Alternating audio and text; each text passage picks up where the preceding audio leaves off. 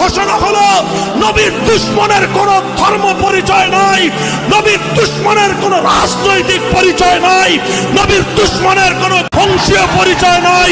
নবীর দুশমনের একটাই পরিচয়, ও মানবতার দুশমন, ও বিশ্ব সভ্যতার দুশমন, ও আল্লাহ নবীর দুশমন, সে আমাদের জানের দুশমন।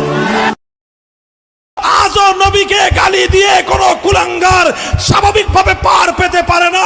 এখনো এই জমিন নবীর ইজ্জতের হেফাজতের জন্য লাখো নবীর উম্মত জীবন দেওয়ার জন্য প্রস্তুত।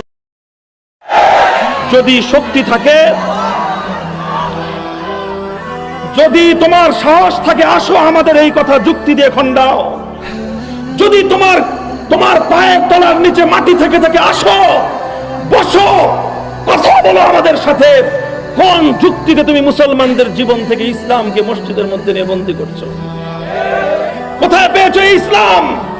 আমরা তো সেই ইসলাম স্মরণ করতে চাই, অনুসরণ করি, যে ইসলাম আল্লাহর নবী 12.5 লক্ষ বর্গ মাইল জুড়ে কায়েম করে রেখে গিয়েছিলেন।